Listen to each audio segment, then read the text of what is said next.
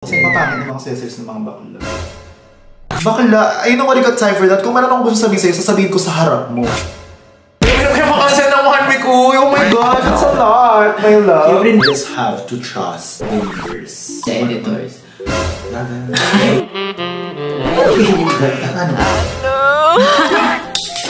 Tumirik ba? Wala siya dito! Ano na ito?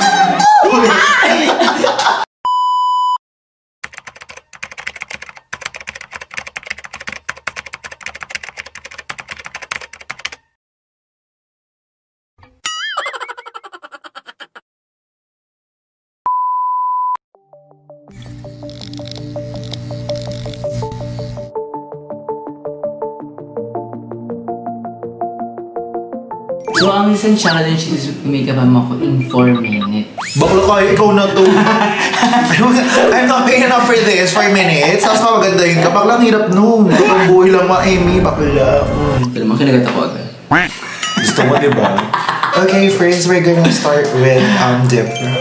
Ala! Ito, Michelle Pan-Atake. So, kilay ka din talaga nag-start? Yes, of course. Para malinis. Kailangan perfect, right? So pag nakakita ka ng like, mga naka-makeup, kilay agad tinitingnan. Yeah, you're doing the most. Like, parang, oh my gosh, bakit less yung kilay? Hindi dapat yun. Yan ang first. Because the eyes are the windows to the soul. Eme. Chika lang, TV lang. Ano na ito eh? Kiana.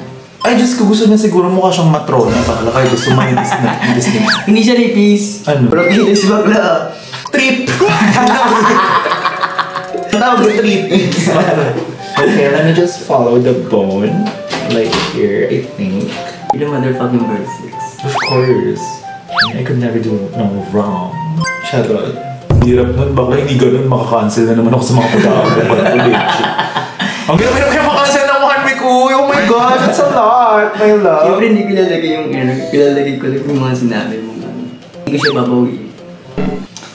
Okay. Ganun naman kayo eh. Baby girl! Ganun naman kayo eh. Okay, so the first question is, what inspired you to do the drag makeup? Kasi naman di ba ang drag naman wala siyang box. So parang to me, nung bata pa lang ako, marunong na talaga, 13 pa lang, malandi na siya talaga. So parang bata pa lang, alam ko na yung idea ng foundation, kung paano siya lalagay. Totoo? Oo. So nga tayo ko kasi yung time na yun, parang kung nare-remember nyo, dun sa episode na yun, di ba meron na kami table talk ni Kiana na parang nakalesi, bakla ganyan. Sorry ka. Sorry ako, ulit pa sorry, first impression lang naman yun, pero hindi naman na ganun yung nafe-feel ko about you. So kala ko, carry na kami nun, kasi napag-usapan na namin eh. Tapos na tayo mag-usap yun, tapos sasabihin mo yung pangalan ko dun nang hindi ko alam, tapos hindi ko mapagtatanggol yung sarili ko. So kagat ka! Kagat ka tuloy. Sorry, I'm just a girl. I'm just a girl. Bakit ko? So PMS ako kay Kiana, bakla. But I'm not proud of that. Okay. I'm not proud of what I did to Kiana because I don't wanna be the cause of the insecurity of someone. It's just that I'm very self-aware na I have a very bad temper. And I'm fixing that, but doing something about it is another thing. Kailangan ko siyang i-adjust, especially in a competition wherein hindi ko kilala yung mga tao and hindi rin nila ako kilala. So, within that first and second episode, pagbalik ko ng hotel, parang meron talaga sa utak ko na parang, oh my gosh, I need to adjust this. Hindi naman lalaman kung sino talaga ako kung ipapakita ko yung facade na bit na gusto kong i-project.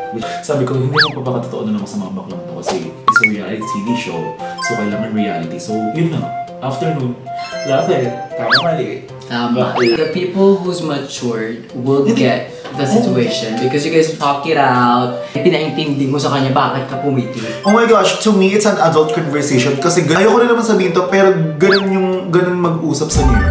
Like parang it's nothing, siguro magkakagatan tayo, pitigan tayo sa harap, pero after this, wala. Alam mo yun, I think it's more mature kaysa yung parang magiging fake ka sa someone na nakakaya si bakla, nakakapit. Oo, pupunta sa likod. Oo, yung parang, bakla, I know what you got time for that. Kung meron akong gusto sabihin sa'yo, sasabihin ko sa harap mo. Hindi sa likod mo, hindi sa side mo, sa harap mo, bakla. Asa mali pa rin ginagawa ko? Oo, dahil just... Alam mo na? You can learn. Di mo nanas, bakla. What is drag for you actually? Drag for me is just an extension of my creativity. Kung 3D mo akong makikita, kailangan lahat ng fantasy mo, feel mo like yung back mo, yung Boss, hindi nga yun, hindi naman ako mag-drag. Which drag scene do you like most? New York or do you like the drag scene in Philippines? May pros and cons sila parehas. Let's start with New York. Sa New York kasi parang iba na talaga yung drag dun. As much as gusto ko siyang dalhin dito sa Philippines, which is medyo ginawa ko sa Drag Race, hindi siya binili. Parang to me, with full conviction, sasabihin ko, hindi ko iibahin yung drag ako cause I know. Parang yun lang yung difference na parang medyo late talaga tayo. So parang ang hirap lang ipa-absorb. How do you use makeup to enhance your performance and bring it your character in life? Alam mo, di ba parang drag is so artificial. And parang eyes really play a big part on my persona kasi ngayon nga yung parang ano yan, eyes are the windows to the soul. So parang dun ko na lang, like, if you see my eyes, parang buong-buo siya talaga. Kasi nga, drag is so artificial na parang dun mo na lang makita yung emotion. Sa matang nangungusap. So, ang kakawatan niya.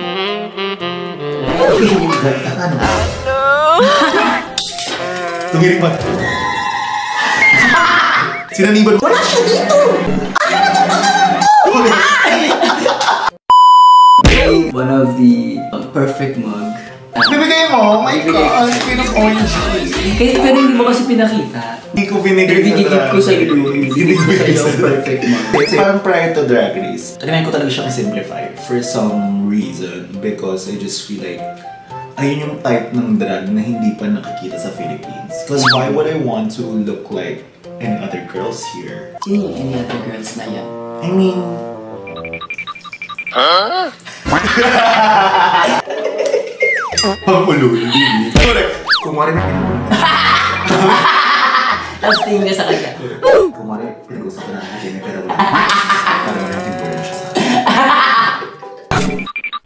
wala naman, parang gusto ko lang kasi i-simplify na parang binibenta ko yung walking fashion sketch. So parang medyo simplified and gusto kong parang talaga fashion sketch. I'm sorry about it. Pero na-expect mo, sana sinabi mo para bago ko pumasok. Uy, gusto pa rin ni Jen Fideliaga ng ano pala ako, ng buo. Nagbutos pa. Pwede ka bang mag-share ng memorable behind the scenes a moment that stands out to you? Because you're one of the pork chop, right? Ano one of the pork chop? Pork chop talaga? Ilan ba pork chop nung time? Drag Race Philippines. Okay, yes. Alam mo, kumakagat, nag-i-explain lang. Mas ang pinaka-naaalala ko nun, parang sobrang down ko nung pag-eliminate ko. Because I just feel like hindi tapos yung story ako. I just have to trust the universe. The editors. I just have to trust the universe kung ano yung mangyayari sa akin. After nun, sabi ko nga, ang mga magagandang nangyari sa akin sa loob, hindi yung nangyari sa camera yung banding natin. Kasi dami natin na-cultivate ng time ngayon na parang natapin yung pinaka-treasure ko moment, not even the show itself. Imagine, naging close namin si JP. Oo, gagawin ka ulo. I love you sis. Happy ako na parang I got to know Yudi. Hindi nagsasalita sa show pero nung wala na sa show akong daldal. Oo, totoo. Pwede pala yun na. Okay lang yun. Sana pinakita mo sis, di ba? Ito ni Yudi sa confession, madaldal pa. Oo, gago. Bawing-bawi naman si Bakla. Sa confession. Oo, putong ina. Alam mo yung vinya siya. Correct. Not a fucking single wrinkle here, girl. Ano pa naman si Mama John? Ito, magpo-40 na to. Ay, wow! Ako like, bigit sa 40. Kaya nag-drag race eh. Hindi ko alam. Pati nung sinishare niya ako si Yudi gago. So, ano yung pinaka nag-stand out sa'yo inside, not off camera? Honestly, not off camera. Siguro yung parang kahit nasa competition kami, nararamdaman ko na buo kami. Na hindi... Totoo yan. Na hindi kami nagko-compete kami, oo, pero there comes a time na parang kapag kailangan ng tulong ng isa. Hindi ka natutulong mo yun. Walang ganun. Oo. Pangit lang ikaw mo palitan mo yung basura, bakla. Pero may kita. Real talk lang na parang pangit ng ano mo, sis. Ang pangit talaga. Uy, yung ganda mo. Ang ganda nyo. Kuha namin ng mga accessories. Oo, kasi mapangit ng mga accessories ng mga bakla. Nag-delete ko pa. If I have the chance to go back to one moment in my life, siguro yun. We're just doing things out of creativity kasi wala tayong magawa and parang nabubus yung parang confidence and parang mga creativity. So parang, ayun, I just like the mundane. with you guys. Honestly, hindi ako napipatron sa vlog mo ako. Pero like, rare na kasi siya nowadays. Especially we have our phones. Everyone is glued to their phone. Ang naging aliwan namin yung isa't isa. Oo, dahil pinapasaya namin yung isa't isa. Kung hindi namin gagawin yun, ay baliw. Baliwang, tiwang, bakla hanggang ngayon. At saka, ilabas mo ko dito! Ganun talaga mangyayari. Ilabas mo ko dito! Wait na talaga din, nakaganyan na talaga. Wa-emi, Mama John.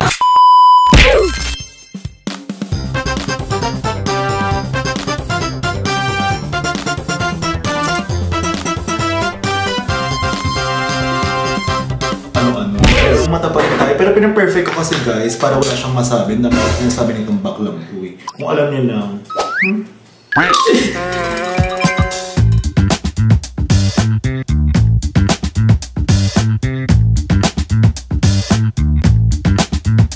Now let's go with your favorite runway and fashion. Kaya nagulutuin ng nose contour, ayusin ko na lang. Pero ako talaga hindi magasan yan. Siguro 3 days.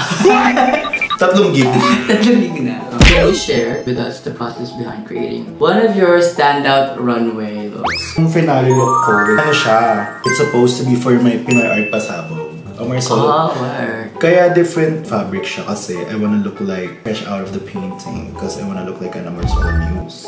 Yun yung favorite kong look kasi yung pinaka-finale look ko talaga. Sabi ko sa kanya, I respect this garment so much and I'm not gonna wear it if I'm not gonna reach top 4. Basically, yung garment na yun, I pulled out something from Glorious Diaz. Hello, Jody, how are you? Hi, Jody, how are you? Hello, Maria. What? Huh? You're the... Jody Santa Maria.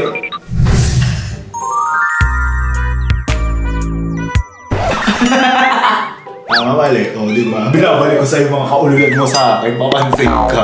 The beginning of the story is, Jody is a collector. Tapos, merong na-acquire si Jody na Ramon Valera piece. If you guys don't know Ramon Valera, siya nag-reinvent ng traje de mestiza to the Filipiniana dress that we know now.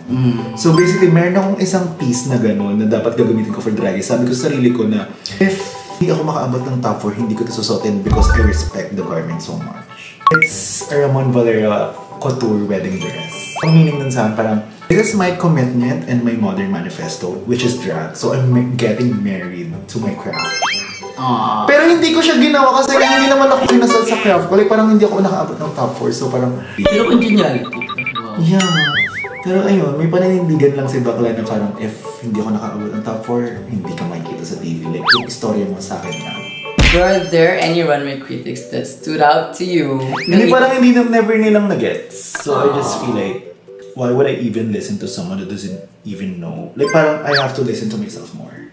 Yun ang natutunan ko sa Drag Race. Naman sa I don't care, but like, partly I don't wanna change my art for other people because why would you put a drag queen in a box when drag is subjective? Parang post-Drag Race, I used to be the type of person na parang whenever someone like doesn't like my shit, ay parang, oh my God, hindi na parang kailangan ibahin or something. Pero post-Drag Race, parang narealize ko, you know what, I'm just gonna do my own thing. And bigla ko nagkaroon ng conviction na parang, I don't care. Kasi parang gano'n naman talaga dapat yung nafe-feel ko sa drag na parang, akin to. May lagi akong sinasabi before na kapag ininsulto ka or nag-critic sa'yo, and you know it's not real, bakit ka nasasaktan? Hindi ka naniwala talaga sa sarili mo. Eh, mahal ko kasi yung sarili ko, te. Parang alam ko kung ano yung gusto ko, alam ko kung anong tao ako. Pag hindi mo nabit and that's not on me, parang that's on you, you know. Like, I don't know, man. Call me mayabang but I know my shit. Alam mo? Totoo yun. You have to give that to yourselves. You have to be mayabang. But not like kung nang-aapa ka na. Kasi yun yung magpapa-strong sa'yo. Alam, sarili mo na lang kakampi mo, ha. Correct. Kung makakampihan mo. Correct. Let's start with your fans first. What would you tell to the people that support you? I am just so grateful for everyone na nakaka-appreciate. Sabi nga ni J Queen na nung nasa loob tayo ng Drag Race, na parang I'm the type of person na parang kapag nakakuha ka ng compliment, dead ma ako dun, basta may one hate comment dun ako nag-focus. Pero ngayon, kailangan kong mag-thank you and I have to give it back. The love na binibigay sa akin. So ngayon, when I did good, binibigay ko na siya because of you guys. Kasi normally, hindi ko siya ginagawa. Proud na lang yung mabibigay ko sa kanila. Kasi wala naman ako doon the entire time. So parang, para sa atin to lahat. All of you, for all of us, you know, for my sisters, for the fans, for ano, I don't know, para kanino, sa'yo na. Corona to, hindi lang to sa akin. Sa akin din. O di sa'yo na. Any regrets na hindi mo napakita sa Drag Race? Wala kasi na proud nga ako. Hindi mo yung sinabi sa akin. Na ano? Pinaintindi mo sa kanila that you're from New York, bitch. Gagawin mo yun! Buhay mo kayo mo dyan!